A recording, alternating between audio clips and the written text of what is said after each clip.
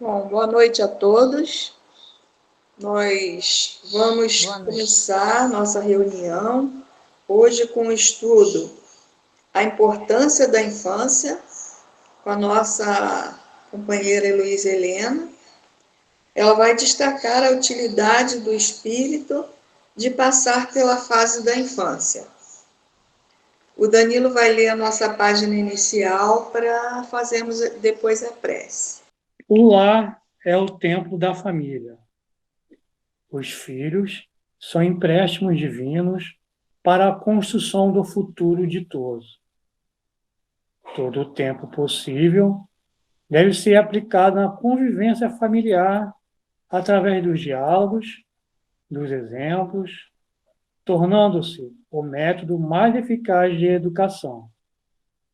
Os hábitos adquiridos no lar permanecem por toda a existência e se transferem para além do corpo.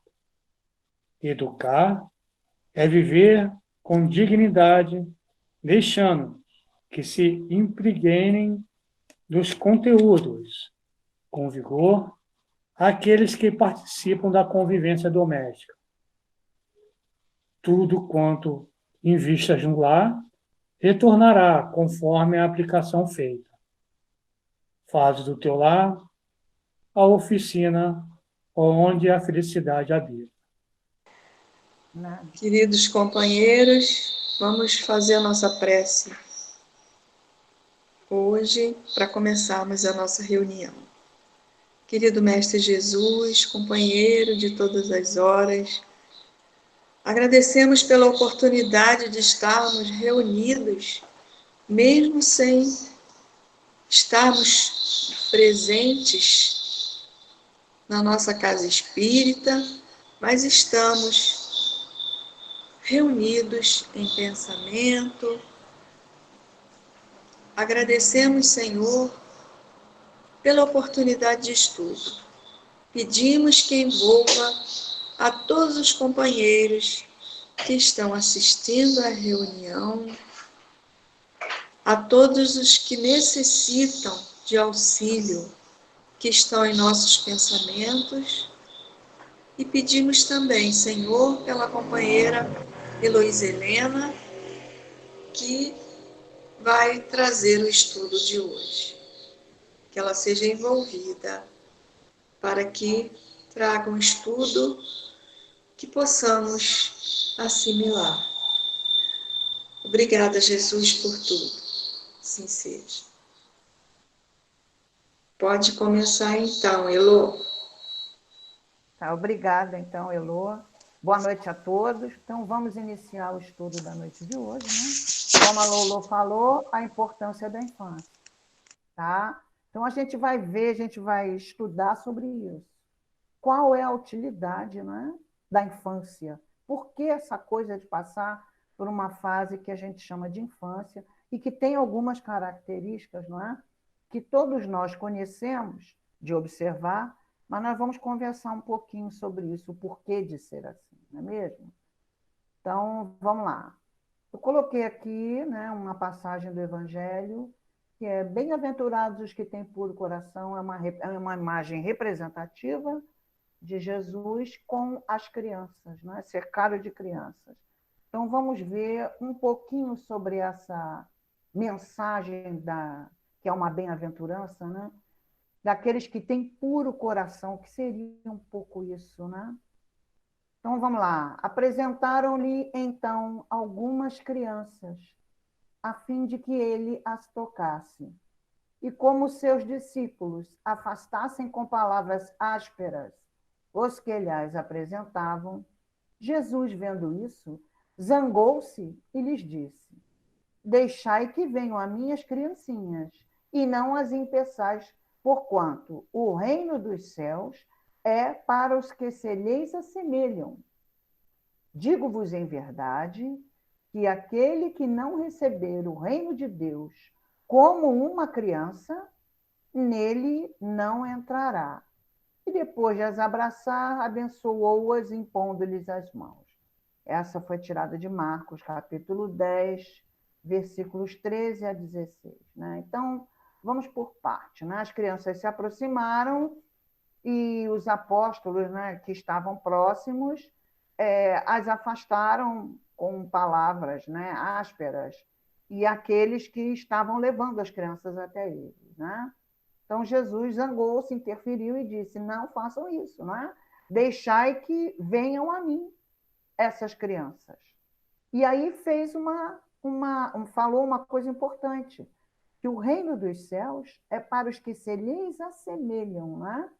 Então, nesse momento, Jesus, ele colocou a infância, conforme eu assinalei ali no rodapé, como um símbolo da pureza de coração, né? Então, a infância ali está tendo um caráter representativo. Tá? E aí a gente pensa, pureza de coração, mas nós não temos várias etapas reencarnatórias, já não erramos tanto em outras eras, não estamos retornando no mundo de provas e expiações justamente para aprendermos, né? Mas sim, mas pode parecer algo injusto essa comparação, né? Quando ele fala, o reino dos céus é para os que se lhes assemelham, porque o espírito já viveu muitas vezes, né? E não é inocente, né? Nós não somos inocentes, somos todos grandes culpados. Mas acontece que essa fala tem a ver com o período que nós estamos agora, a encarnação atual. Considerando-se a etapa reencarnatória atual, é nesse sentido que ele encara a criança como um símbolo de pureza de coração. Tá? Tanto é que ele não diz que o reino dos céus é para as crianças, ele diz que é para os que se lhes assemelham. Tá? Aqueles que se assemelham, como? Porque a criança não é, na verdade, ela só tem a aparência, né, de pureza, que é uma coisa que não é à toa. A gente vai conversar sobre isso, né, nesse trabalho.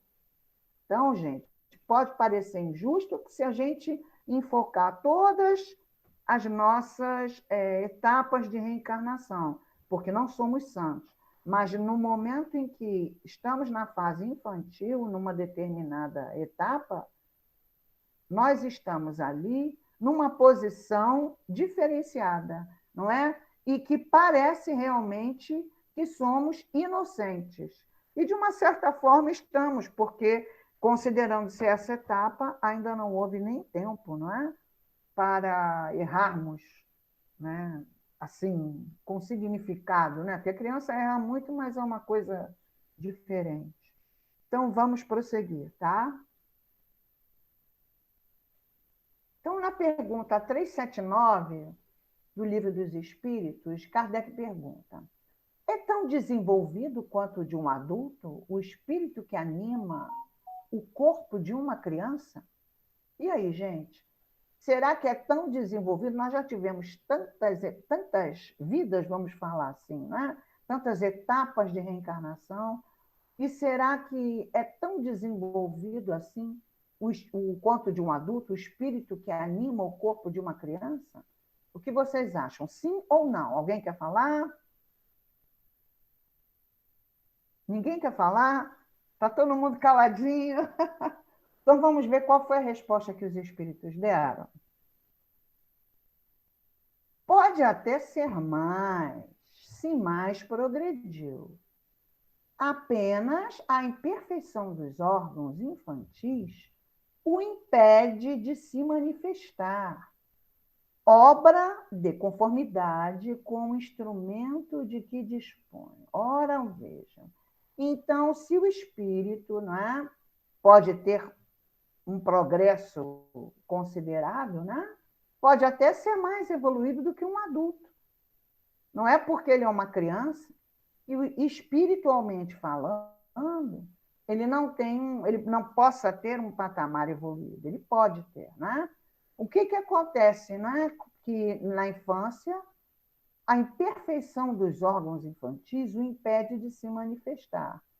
Então, o instrumento que seriam os órgãos, né, ainda não estão maduros, amadurecidos o suficiente para se manifestar na sua plenitude, não é? Conforme a criança vai se desenvolvendo, não é? Vai crescendo, vai se modificando, se firmando mais, não é? Então, em cada etapa, a obra acontece conforme o instrumento que nós nos dispomos, não é? Enquanto é criança, se dispõe de um jeito. Às vezes a criança é muitíssimo inteligente. Isso realmente vai transparecer, não é? Mas dentro de alguns limites, salvo raras exceções, né? Dentro de alguns limites, vai transparecer. Ela vai ter facilidade na aprendizagem, uma criatividade, de repente, que chame a atenção, né? E quando atingir a fase adulta, aí sim aquilo eclode, né? Desenvolve, mostra o desenvolvimento, né? De anos, de outras etapas, o acúmulo e mais os anos investidos na etapa atual. É isso que ocorre, tá? Pode continuar? Alguém quer falar alguma coisa? O pessoal hoje está muito calado, hein? Vamos lá, então. Na 380, abstraindo do obstáculo que a imperfeição dos órgãos opõe à sua livre manifestação, o espírito numa criancinha pensa como criança ou como adulto? E aí, será que ele pensa como um adulto ou ele pensa como uma criança? E aí, gente? Alguém quer falar isso? O que será que os espíritos responderam? O que vocês acham? Bom, então vamos ver depende, o que fala. Depende, Oi?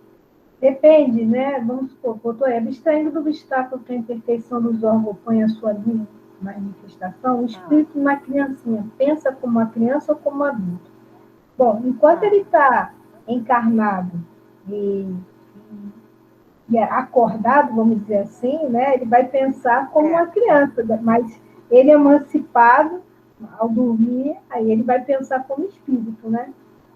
Aí a coisa é diferente, está livre, né? Vamos ver o que os espíritos falaram. Eles consideraram ele acordado, né? Na vida de relação. Vamos ver o que eles falaram. Então, desde que se trate de uma criança, é claro que, não estando ainda nela desenvolvidos, não podem os órgãos da inteligência dar toda a intuição própria de um adulto ao espírito que a anima. Este, pois, tem efetivamente limitada a inteligência, enquanto a idade lhe não amadurece a razão. A perturbação que o ato da encarnação produz no espírito não cessa de súbito, por ocasião do nascimento. Só gradualmente se dissipa com o desenvolvimento dos órgãos. Então, gente, é uma adaptação, né, ao instrumento de que se dispõe. É todo um período diferente, não é isso? Ela tem, o espírito, no caso, vai obrar com o material que ele tem. Enquanto não houve o amadurecimento ideal, né, para que seja uma manifestação plena, não vai poder, vai ter que ser uma coisa gradual, de acordo com o nível em que se encontra. Tem uma observaçãozinha que eu transcrevi ali, que há um fato de observação que apoia esta resposta. Os sonhos numa criança não apresentam o caráter dos de um adulto. Quase sempre pueril é o objeto dos sonhos infantis, o que indica de que natureza são as preocupações do respectivo espírito. Tá? Então, isso aí, de vez em quando, as crianças falam que sonharam, né? Umas coisas bem... A gente até acha que os sonhos podem ser fantásticos, né? Mas uma criança realmente... Até o tema, às vezes, é uma coisa infantil, né? Mas do interesse deles mesmo, né? Então, essa foi a resposta dos espíritos. Vamos passar para outra, então? 381. Por morte da criança, readquire o espírito imediatamente o seu precedente vigor. E aí, gente? a criança falece, chega no mundo espiritual, readquire imediatamente o seu vigor. Ninguém quer falar? E aí, será que readquire imediatamente o vigor? Só um minutinho, Luísa. Quem desejar falar, é só abrir o microfone, pode falar ou escrever no chat, tá, pessoal? Eu vou abrir meu microfone, porque assim, a gente tem que considerar também que a alma passa por um estado de perturbação após a desencarnação ou a chamada morte do corpo físico, né? Então, imediatamente não seria assim, ela levaria um tempinho, claro que depois, sim, depois que passasse esse momento da perturbação que existe após a morte, dependendo do grau de materialização do espírito, né, do apego à vida material, sim, ele poderia adquirir seu pleno vigor. Uhum. Então, vamos ver o que os espíritos responderam, tá? Olha só, os espíritos disseram que assim tem que ser, pois que se vê desembaraçado do seu envoltório corporal. Entretanto, não readquire a anterior lucidez, senão quando se tenha completamente separado daquele envoltório, isto é, quando mais nenhum laço existe entre ele e o corpo. E foi isso aí que você falou, Valéria. Né? Quando ele não vai adquirir essa lucidez, enquanto ele ainda estiver perturbado, naquele estado de perturbação, né? Após o passamento, vamos dizer assim. Mas o vigor, sim, e aí a gente vai considerar vigor o que exatamente? Não é? No dicionário seria atividade, energia, não é? É uma palavra ligada a isso. Tudo bem, ele está ali, né? Ele tem vida, né? Ele existe. Então, existe uma energia ali, certo? Realmente não vai... Isso não, ele vai... Assim que ele passar, isso acompanha ele vai estar lá. Agora, essa lucidez é que é uma coisa, né, gradativa, vai variar de espírito para espírito, justamente por causa dessa situação. Né? Enquanto existir um laço entre ele e a vida física, ele, assim, uma coisa muito forte, ele vai estar na perturbação e aí, né, ele não vai ter a lucidez plena que um espírito tem. Né? Elô, até a Lourdes fez uma pergunta aqui. A Lourdes botou assim, essa perturbação deve ser menor do que a de um adulto? Ela gostaria de saber se a criança, né? É variável isso. Isso aí é de acordo com o grau de cada um. De evolução. Com a situação de evolução de cada um. Tá? É uma coisa variável. Não é porque é criança que vai... entendeu? Ou porque é adulto. Não é esse o marco. É uma coisa mais variável. Fala. Só lembrando que a gente está falando de espírito que passou por um momento de infância quando estava encarnado no corpo físico. Mas ele tem todo um histórico de existência. Então também pode ser que esse laço possa ser simplesmente psíquico. Né? E quanto à perturbação, a perturbação que está perguntando aí, obviamente uma criança ela não teve muito tempo para fazer muita coisa, né? Mas essa perturbação pode ser igual de um adulto, baseado no histórico do próprio espírito. Quer dizer, quanto mais ligado à materialidade, né, quanto mais influenciado pela matéria, maior é essa perturbação. E o histórico dele pode ser esse. Com certeza.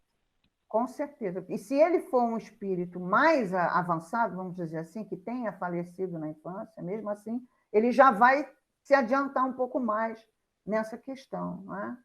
Se ele for moralmente mais, né? Se ele tiver um conhecimento mais na frente. Enfim, é uma variável, porque nós somos realmente um somatório. E essa perturbação, aqui no caso, sim, psíquica, né? Porque é um elo que ainda existe por algum tempo. Né, na pessoa, de uma maneira geral. Pode passar para outra? Então, vamos lá. A 382. Durante a infância, sofre o espírito encarnado em consequência do constrangimento que a imperfeição dos órgãos lhe impõe. Ora, nós sabemos que os órgãos de uma criança ainda estão em fase de desenvolvimento, né? Então, tem um constrangimento, seria tipo uma coisa que segura ali, não é? Naturalmente segura, né, as ações dele. E isso será que faz com que esse espírito sofra? O que vocês acham?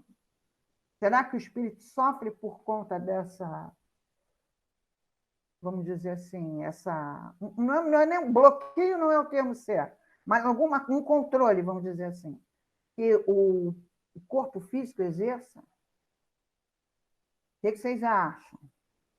Ninguém quer falar? Então, vamos lá ver o que os espíritos responderam ao Kardec. Que não. Esse estado corresponde a uma necessidade, está na ordem da natureza e de acordo com as vistas da providência. É um período de repouso do espírito. Então, a coisa foi muito bem pensada, não é? Quando isso foi planejado, né, não era para causar sofrimento à criança, né? É uma coisa que é natural.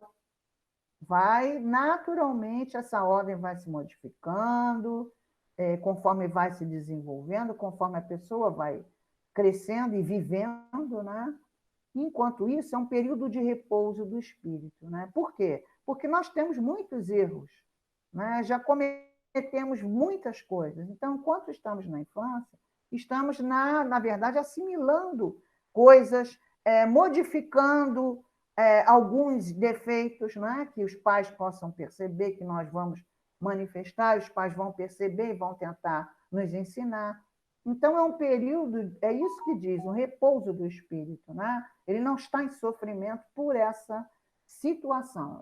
A criança pode sofrer por outros fatores externos, né? Mas não por isso, por não ter o desenvolvimento, né, pleno, vamos dizer assim. É uma coisa natural, e a natureza é muito bem planejada, né, por Deus. Vou passar para outro, então, tá? 383. Qual para este a utilidade de passar pelo estado de infância? Então, gente, qual seria? Porque tem que ter uma utilidade, não é? Para o espírito, para todos nós, passarmos na fase da infância, nesse estado de infância. Então, qual seria isso? Alguém quer falar o que acha? Qual seria, né, a utilidade de passar pelo estado de infância? Por quê? Qual seria a utilidade? O que será que esse espírito precisa? Por quê? O que ele ganha com isso? O que nós ganhamos com isso? Bom, primeiramente, né, quando nós precisamos reencarnar, é para o nosso progresso. E a fase da infância, ela nos ajuda na questão da educação, né? Já ali, em tenridade, o espírito ele já vai tendo algumas lições, algumas orientações que seriam através dos pais ou até das pessoas mais próximas, para auxiliar ele na educação, principalmente na questão moral, né? Então, a infância ela é muito importante para isso. É isso aí. Inclusive, tem uma pergunta no Livro dos Espíritos, eu não me lembro qual era, que eles falam isso, né? Que a criança vai... A fase da infância, até no nosso mundo, é uma coisa bem ainda, vamos dizer, rudimentar, entre aspas, né? Porque é adequado ao meio que nós vivemos, né?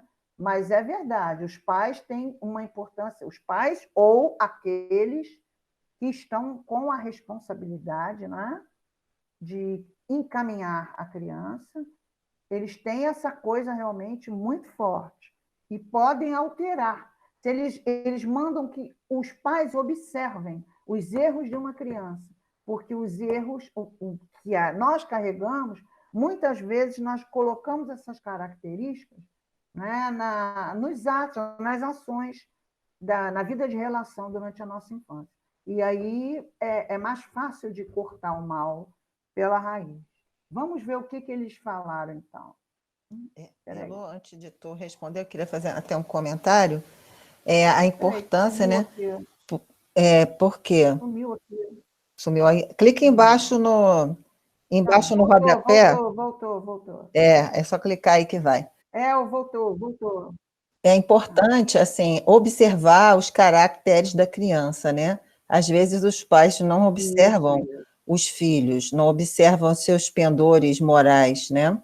Se preocupam com as roupas, os sapatos, a escola, a alimentação, mas não observam na parte relacional a característica daquela criança, como que ela se apresenta para conversar, para trabalhar, a questão do caráter mesmo, né? Da honestidade, da amizade, do respeito. Você ser bom não é você ser idiota e nem deixar as pessoas tripudiarem em cima de você. E trabalhar essa compreensão com a criança para ser uma pessoa de caráter na vida é importante, né? Para contribuir na formação de um adulto participativo, consciente e amadurecido. E, assim, nem todos os pais conseguem fazer isso, ter essa observação e esse trabalho de conversa, de educação. A gente não precisa nem ser doutorado, basta a gente conversar, né? E tem muita, isso aí acontece demais, né, na sociedade atual, até pela própria necessidade que os pais têm de se ausentar, e muitos chegam e têm dificuldade, né, de se aproximar dos filhos e trocar. Muitos conseguem, mas muitos têm essa dificuldade, né? E isso pode causar transtornos, realmente. Às vezes eles se assustam quando os filhos crescem e apresentam certas características que eles nunca observaram, né? Justamente porque faltou essa coisa na infância. Vamos ver o que eles falaram. Que encarnando com o objetivo de se aperfeiçoar, o espírito, durante esse período, é mais acessível às impressões que recebe, capazes dele auxiliarem o adiantamento, para o que devem contribuir os incumbidos de educá-lo, que é o que nós estávamos falando. É mais fácil você, não é, lidar e cortar certas coisas que a criança mostra, né? Se a gente prestar atenção, a gente vai observar. Então, a gente tem que cortar dali, tá? Não é só o pai e a mãe, quem lida com a criança, mas a gente sabe que isso nem sempre ocorre. E, às vezes, nem sempre é possível, não é? Mas o ideal é cortar aquilo, porque o erro de uma criança, ele cresce com aquele erro. Se ele não foi sanado, ele vai jogar para as coisas mais sérias, tá? Isso aí a coisa já complica. Então, tem que sanar desde o início. Perceber alguma coisa de errado, consertar naquela fase é bem mais fácil do que quando já está numa idade mais avançada. Bom, então vamos continuar? 384. Por que é o choro a primeira manifestação da criança ao nascer? Essa imagem que eu botei, a criança não tinha nem nascido nessa época, não, já estava maiorzinha. Mas como é uma criança importante para mim, aí eu coloquei a foto dele, né, o João. E ele estava chorando, mas eu achei ele tão lindo chorando. Aí eu botei. Porque realmente a criança não chora só também quando nasce. Vai crescendo e continua com esse choro. E a razão é a mesma.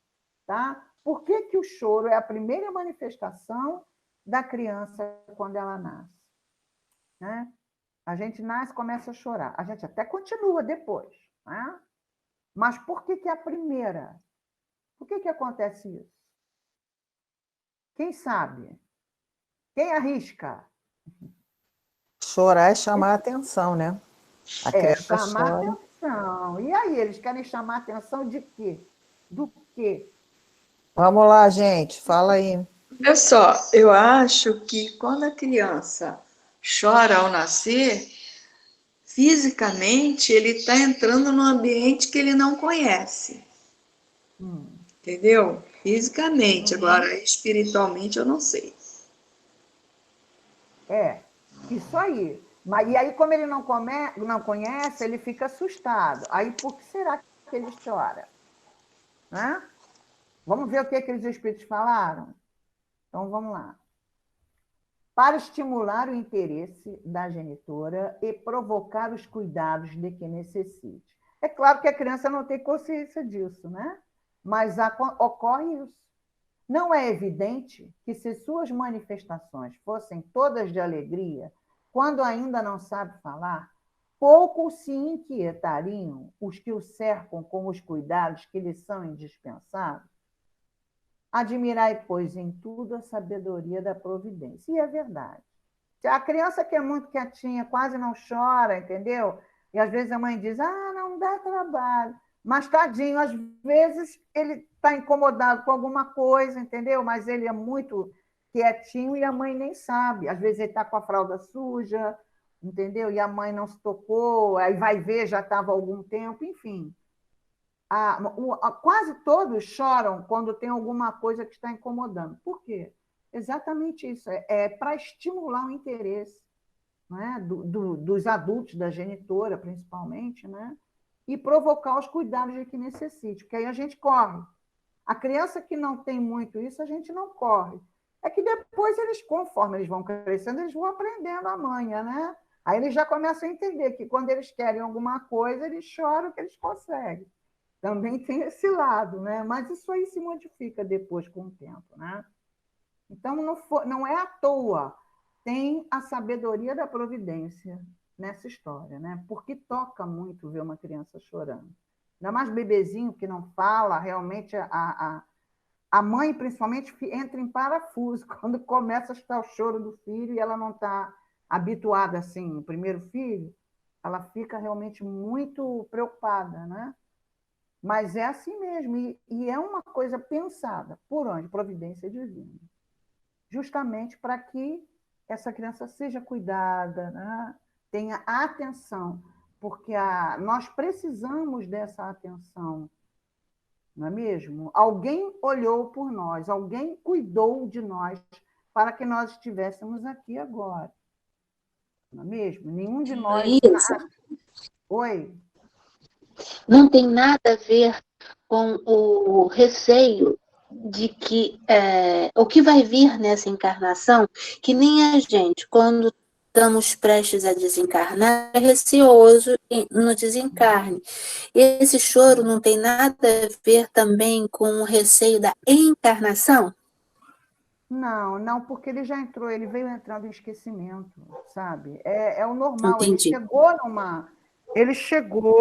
Ele chegou, a criança chegou numa nova fase, certo? Uma nova fase, passando pelo esquecimento, chegou numa nova fase. É como a Heloísa falou, está se adaptando, né? É uma coisa muito nova, o respirar pelos próprios pulmões, porque até então era tudo feito ali, não é? Na barriguinha da mamãe. É tudo, é uma novidade, aquilo realmente assusta, né? Mas é o baque, tipo, do mundo físico. Cheguei, né? Leva aquele baque, sente a diferença, assusta um pouco. Mas depois isso aí vai e logo, logo para, né? É mais por essa questão, tá? Alguém mais quer falar alguma coisa? Só para completar a sua informação, o que você falou aí para a Márcia, a gente lembra lá quando nós estudamos união do espírito ao corpo físico, né, união da alma à matéria, a gente lembra que o espírito já nesse processo entra numa espécie de perturbação e aonde vai acontecendo todo o seu esquecimento. Se quando ele nasce ele tem um esquecimento do passado, obviamente ele não deve ter receio nenhum, porque ele não está percebendo a situação que está acontecendo. Então esse receio não iria se justificar nesse sentido, né? Por conta do esquecimento, do estado de perturbação que o espírito entra no processo reencarnatório. É mais susto mesmo com as novidades, né? Porque é muito diferente. Aí, né, leva aquele baque, mas depois está tudo bem. Pode continuar? Passar para outra? Vamos lá.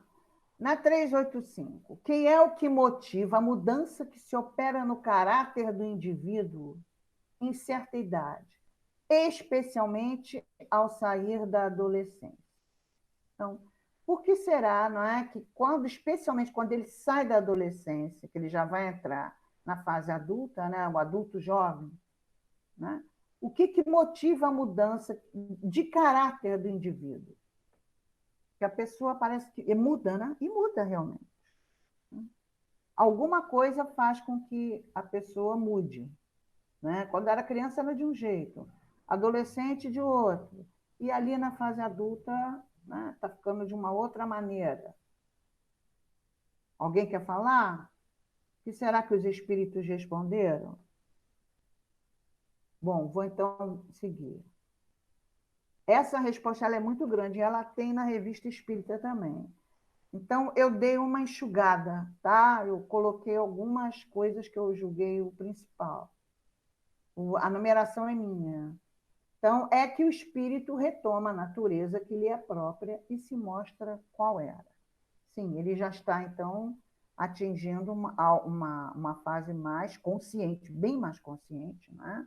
A fase adulta, e aí ele já assume mais aquela personalidade que ele tinha, né?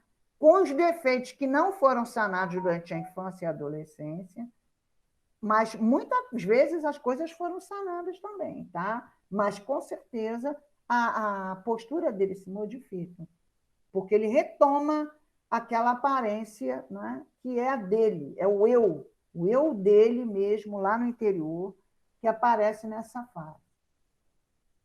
Aí aqui tem, não conheceis o que é a inocência das crianças oculta. Realmente, a gente olha para uma criança e não imagina, né, que ali pode ter um antigo nazista, pode ter um rei que foi muito malvado, não é? Um guerreiro sanguinário, enfim. A gente não imagina uma rainha que era muito perversa, uma senhora de engenho, um senhor de engenho, não é mesmo? Então, a gente não sabe o que a inocência das crianças oculta. E é preciso que seja assim, não é? Justamente porque quando o adulto que vai lidar com ela, lida com ela, vê aquela carinha inocente, ele vai ter carinho, ele vai ter vontade de se aproximar. Se ele olha e vê a cara de um ditador, ele não vai querer se aproximar, ele vai querer sair correndo, né? Então, tudo é bem pensado, tudo tem o seu porquê, né? E de onde nasce o meigo afeto, a terna benevolência que mesmo os estranhos sentem por uma criança? Sabeis? Eu botei a resposta no próximo. Alguém quer falar? Onde será que vem esse meigo afeto, né? Essa benevolência que o adulto tem, às vezes até estranho, por uma criança, né? Normalmente tem, né? Por que será? De onde será que vem isso? Vamos ver. Olha aí, as crianças são os seres que Deus manda a novas existências, para que não lhe possam imputar excessiva severidade, dá-lhes ele todos os aspectos da inocência.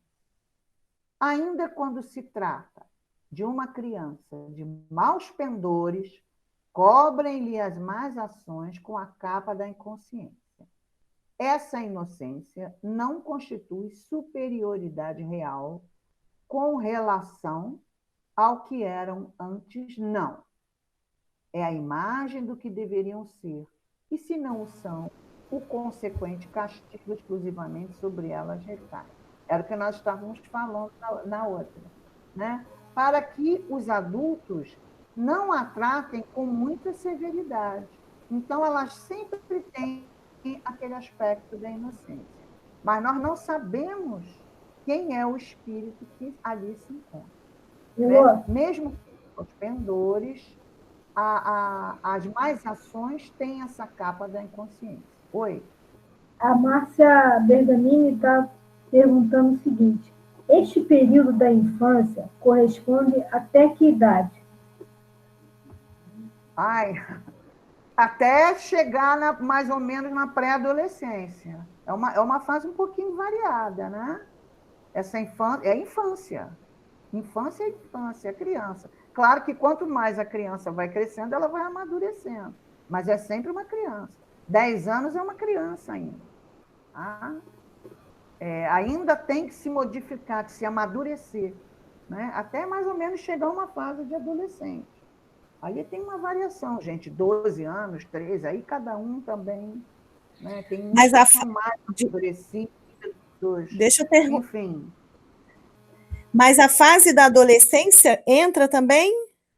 Nesse período da Aqui, infância espiritual, falou, ela entra também? Na É isso que eu tenho a dúvida. adolescência, seria a adolescência é o quê? A passagem da vida da infância para o adulto. Ele não é nem criança nem adulto, ele está no meio do caminho, né, na adolescência. Então, às vezes, aparecem conflitos de adaptação, não é? Porque ele está caminhando para a fase adulta. Nessa pergunta aqui, ele coloca como uma fase já mais adulta, seria um jovem, não é?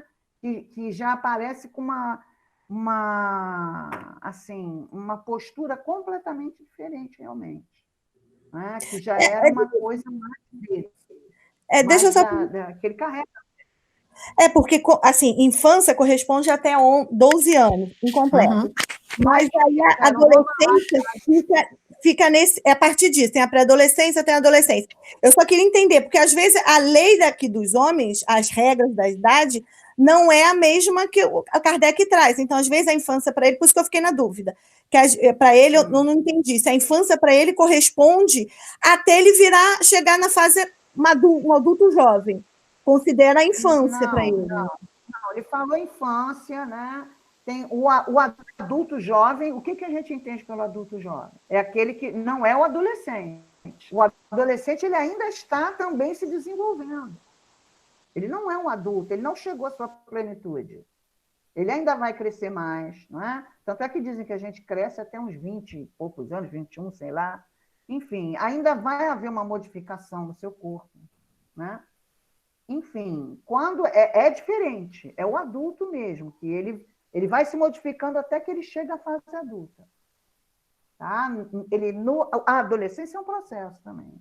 Na fase adulta, ele já se estabiliza mais, embora a gente se modifique a vida inteira, né? Mas o adulto é uma coisa mais firme, ele tem é uma coisa marcante. Ele muda muito da fase adulta para a anterior, né? Oi, Elô. Posso comentar? É porque a adolescência, Marcinha, ela é uma fase de mudança, né? Na época de Kardec, eles consideravam você criança até a puberdade. Depois que você entrava na puberdade, em 1800 e alguma coisa, você já não era mais considerado criança, você já era jovem. O marco de transição, naquele tempo, o entendimento da infância era até a puberdade. Tanto é que era usado, às vezes, o termo menor impúbere. Ou seja, esse termo é velho, fala sério, tirei lá do tempo do Ronca. Era chamado de menor impúbere, ou seja, não estava na puberdade. Então, a puberdade, ela era um marco de você deixar a infância para entrar na juventude, praticamente na fase adulta, porque eles já consideravam o jovem como sendo um homem capaz de assumir responsabilidades, que é diferente da visão na atualidade da sociedade, que hoje em dia você tem o pré-adolescente, você tem o adolescente, você já tem a fase da adolescência, ela é marcada em várias etapas, porque a psicologia veio, aprofundou os seus estudos, né, do desenvolvimento humano e observou essas características. Então, assim, até a infância, realmente, você tem aquela coisa da ingenuidade ou de você... Mas, na atualidade, também há outra coisa que se considerar. As crianças daquele tempo não são as crianças deste tempo. A maturidade espiritual que se tinha naquele tempo não é a maturidade espiritual que hoje existe, tanto para o jovem. Se você considerar um jovem de 1888, 1857, na época que Kardec fez o Livro dos Espíritos, a maturidade daquele jovem é totalmente diferente da maturidade de hoje, porque a sociedade muda e isso também interfere, a cobrança do grupo social, o que o grupo social te impõe a você. E às vezes você não está nem pronto sob o ponto de vista emocional, nem sob o ponto de vista psicológico, mas a sociedade impõe você aquele padrão, né? A gente poderia dizer que é uma fase de mudança em que você vai deixar de ser uma criança e você vai se tornar um adulto. E aí vem os conflitos, né? A atualidade, já desde o século XX para cá, ela mostra para a gente esse conflito. E na história da humanidade sempre teve, só que isso não era muito, assim, levado em consideração. Acho que a palavra mais apropriada é essa, levado em consideração, né? O século XX já passou a considerar isso bastante. Então, é uma fase de mudança. A gente tem que pegar isso e passar para o conhecimento que nós temos na atualidade, né? Então, quando é que você fica mais pleno? Você é pleno de si mesmo. É quando você atinge a sua fase de adulto jovem, vamos dizer, né? Ali você é pleno você, né? Muita coisa da adolescência você já não tem mais, você já não faz mais, você já se modificou. É uma outra fase, né? Na verdade. Atualmente, a gente pode dizer isso, né? Que seria a adolescência. A criança ainda virou um adolescente, ele está se modificando fisicamente, mentalmente, também moralmente, mas ele ainda não está pronto. Né? Ele vai, quando ele atingir a fase adulta, aquilo que nós consideramos um adulto na atualidade, né? É o que se encaixa aqui. A gente tem que encaixar de acordo com o que, né, a evolução do tempo, como você falou. O tempo, hoje em dia, é outro, o mundo é outro. Né? E daqui a 100 anos vai ser outro também. Enfim, vamos então continuar. Na 3.2, né, que não foi, todavia, por elas somente que Deus lhe deu esse aspecto de inocência. Foi também, sobretudo, pelos pais, tá? Porque os pais têm também responsabilidade, certo? O espírito vem para reencarnar, ele tem os pais. Isso não é à toa. De cujo amor necessita a fraqueza que as caracteriza. Ora, esse amor se enfraqueceria grandemente à vista de um caráter áspero e intratável, ao passo que, julgando seus filhos bons e dóceis, os pais lhes dedicam toda a afeição e os cercam dos mais minuciosos cuidados. Então, em tudo, a providência divina pensou, né? E pensa sempre em tudo. Os pais precisam também cuidar das crianças, dos filhos, né? Então, é aquilo que a gente já falou também. Se perceber as fraquezas, os defeitos severos que esse espírito possa ter, aquilo já vai ser uma barreira. Né? Naturalmente, cria-se essa barreira. Agora, não, os pais olham, vem aquela carinha inocente, não, aí já se aproxima, já tem paciência, tem mais carinho, né? Manifesta mais o amor. E a criança precisa muito de cuidados, desses cuidados todos, né? Nessa fase inicial. Então, vamos embora, vamos continuar aqui. Então, com efeito, ponderai que nos vossos lares, possivelmente, nascem crianças, cujos espíritos vêm de mundos onde contraíram hábitos diferentes dos vossos. E dizei-me como poderiam estar no vosso meio esses seres, trazendo paixões diversas, das que nutris, inclinações, gostos, inteiramente opostos aos vossos. Como poderiam enfileirar-se entre vós, senão como Deus o determinou? Isto é, passando pelo tames da infância. A gente não pensa nisso, mas pode acontecer, não é? Há solidariedade entre os mundos, né? Há essa migração entre os mundos.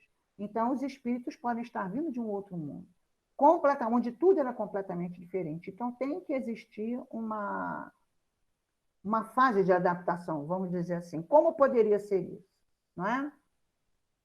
Como que eles vão enfileirar-se entre vós, quer dizer, como eles iriam se adequar, né?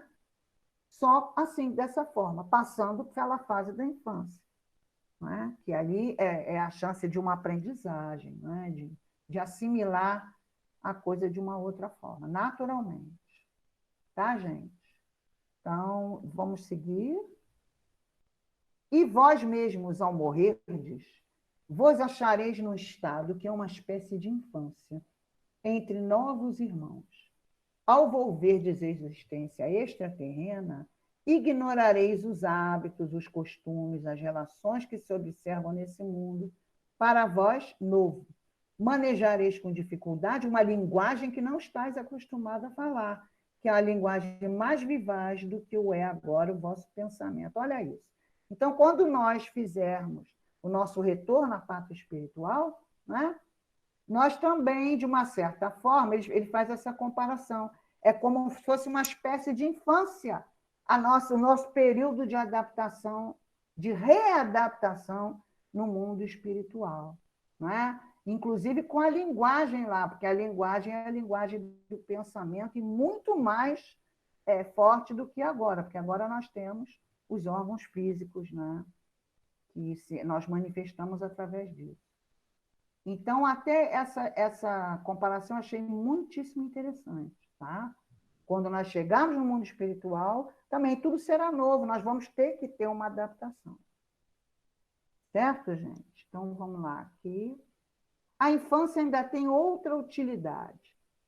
Os espíritos só entram na vida corporal para se aperfeiçoarem, para se melhorarem.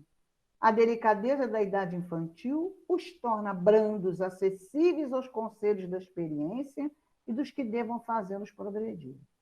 Nessa fase é que se lhes pode reformar os caracteres e reprimir os maus pendores. Tal dever que Deus impôs aos pais, missão sagrada de que terão de dar contas. Tá? Não é à toa que somos pais de A e B. A e B, não é à toa que A e B são nossos filhos. Né? Então, essa delicadeza, essa aparente fragilidade infantil, né? E fragilidade mesmo física, isso tudo abranda, torna mais fácil, né? Essa condição de aprender, né? com o próprio erro. É a gente chamar a atenção da criança, às vezes a criança se rebela, mas é mais fácil ele ouvir, por mais rebelde que seja, do que numa fase mais velha. Né? Foi isso aí que eles quiseram dizer. Então, alguém quer falar mais alguma coisa? Bom, o trabalho foi feito com base no Livro dos Espíritos, né? No Evangelho segundo o Espiritismo e na Revista Espírita também. Tá bom, gente? Então, muito obrigado a vocês, tá? Por terem me dado essa chance de poder falar sobre esse assunto aqui. Muito obrigado mesmo. Agradecemos, Heloísa, pelo estudo, muito bom. E vamos informar que na próxima semana vamos ter o tema parentesco, filiação e parecenças físicas e morais. Vai ser trazido pela Rita de Cássia, da União Espírita Carlos Chagas. O objetivo é informar que a parentela vai além da existência atual, explicar a origem das parecenças físicas e morais. E contamos com a presença de vocês também na quarta-feira que vem, tá? Vamos, então, fazer a prece final.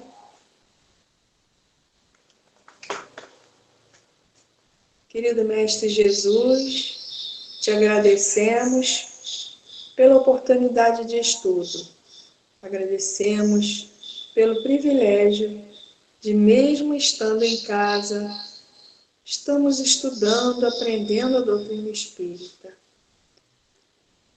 Agradecemos, Senhor, pela nossa companheira Elô, que trouxe o estudo de hoje, pela presença de todos, dos amigos.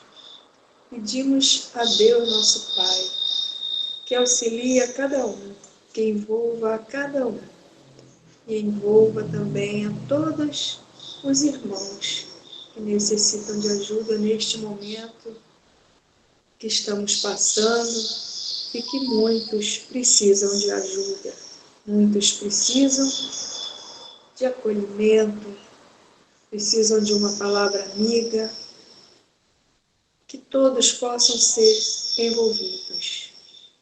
Agradecemos por tudo, Mestre Jesus. Obrigada por tudo.